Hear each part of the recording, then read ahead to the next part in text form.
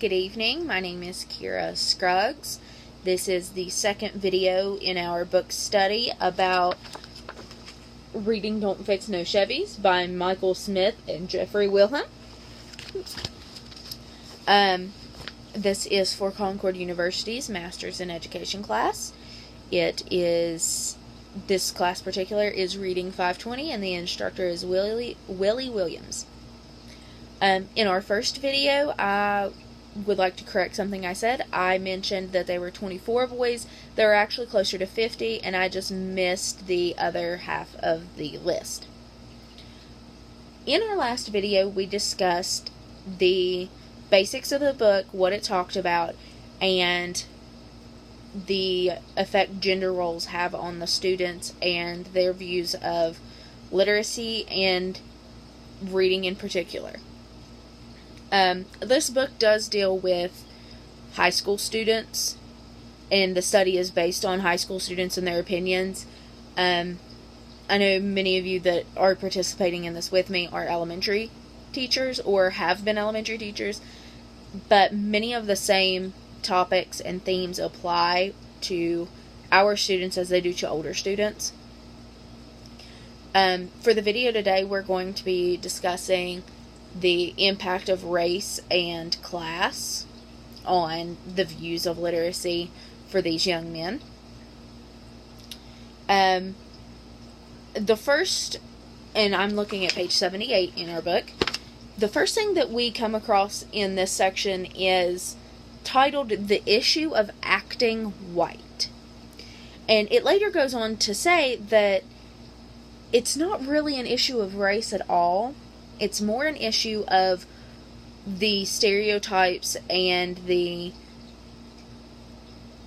themes that they expect young African Americans, especially males, to fall into that maybe are not expected of Caucasian or other ethnic groups of young men. It's actually more a discussion of the level of education versus acting white or acting black.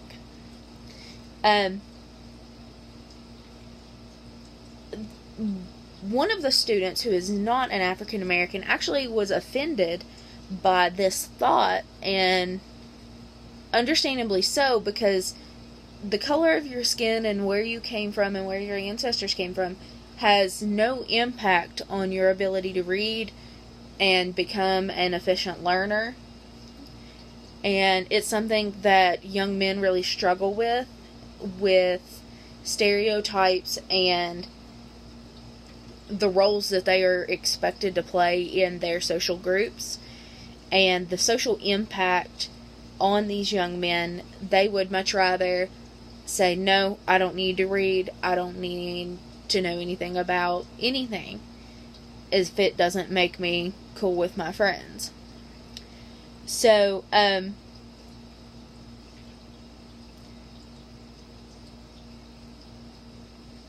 James is the student in particular who made the statement that he felt, well, quote, "The stuff we read makes me feel white."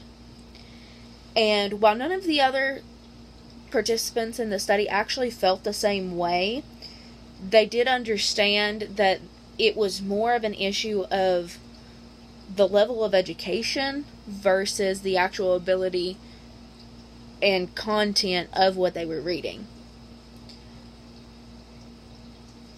Another quote from the text, it ain't being white, it's just having an education. Nobody looks at it as being white. I mean, you don't want your kid to be a punk or nothing like that. Maybe that's because they start acting like a white boy, punks and stuff like that. Like you just got to do what you got to do. At the end, everybody wants to have a nice life. So they see and they know that what they are doing is going to affect their future, because at this age level, they know, oh wait, school's only going to last so much longer. However, with the students we primarily deal with in elementary and in secondary school, they don't yet see the implications of what they're doing and the norms that they are allowing themselves to follow. So by rejecting reading and literacy skills, they are unintentionally hindering themselves later on in life, because without those primary basic skills and in your fluency and your comprehension, you're going to go downhill in your ability once the material gets more difficult. The material doesn't get easier as you get older. It gets more difficult. And if you can't understand your 3rd and 4th grade level reader, you're not going to be able to read a informational novel and write a book report on it on your own in 10th and 11th grade. It's just not how it works. Reading especially it has building blocks. You know, you have to start with your sounds and your letters. You can't just jump in and start reading Harry Potter. And the earlier that these norms are getting to these students, they feel that it's hindering them earlier on, which has an even greater impact as they get older. Socioeconomics also play a big role into this, because generational poverty is a real problem, especially in our area. And when a student sees that their parent or the adult in their life does not read, does not have any interest in reading, does not have any feelings toward reading at all, other than that's what you do in school, that directly impacts their beliefs about school and their beliefs about their education in general. And the boys that participated in the study were asked to keep a log of how often they read. And in looking through that, which is located at the back of the book if you do have the book, in looking through that, many of the males that were participating in this study only read either things that they wanted to read, things that pertained to their life, or things they were forced to read. And this is based on outside of school. For example, on page 208, which is in Appendix B, Pete, who is in 9th grade, wakes up at 8:30 and reads the baseball scores, reads a little bit about the article about the baseball game for about 5 minutes, reads a recipe for his mom because she asked him to, which was about another 5 minutes, watched TV for 2 hours, and then was on the internet looking for a new skateboard and reading about a new skateboard for about 20, read an article about skateboards in a magazine called Thrasher for 15 minutes, and then listened to music. But he justifies, he says, listen to album of Godspell 2 times. We're doing the musical at school and I'm in the play. We're all going to be like skater punks. About an hour. I guess this is reading. Because I really listened to the lyrics and tried to figure out what they meant and how I should act during the song and all that. So this student in particular, he only spent about 45 minutes actually reading throughout the day, but he listened to an album and was focusing on the comprehension portion of the album and translating that into something that does affect his real life. It affects him in the play and his ability to perform. So that just goes back to the last video, that it has to relate back to what they enjoy. If it's monster trucks, if it's skateboards, like this student, whatever it is they need to use in real life is what they are going to be interested in reading about and learning about.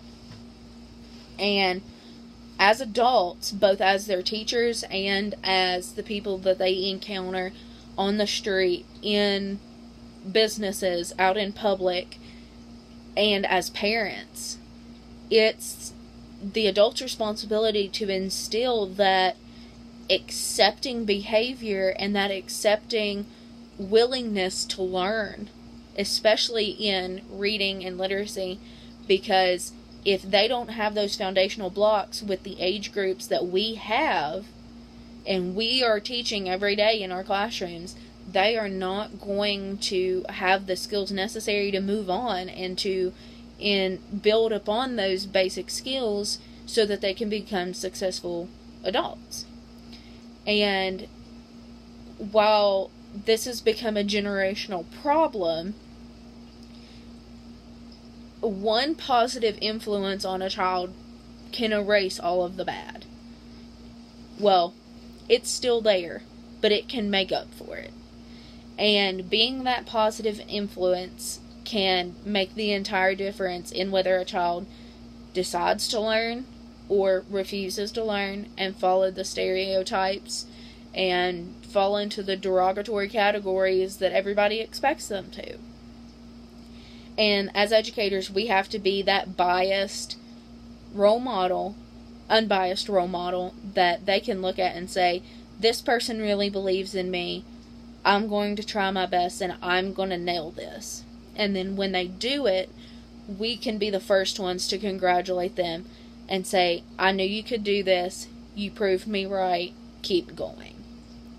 And the biggest takeaway from our second video tonight is that we need to make sure we are providing the environment that the students need, that is positive in reading and positive in literacy strategies, and we are paying attention to them and giving them what they need and building them up so that they are not being let down and that they have all the tools they need to get those foundations so that when they get to be these students' ages in high school and secondary school, they are on level or near level, if not above.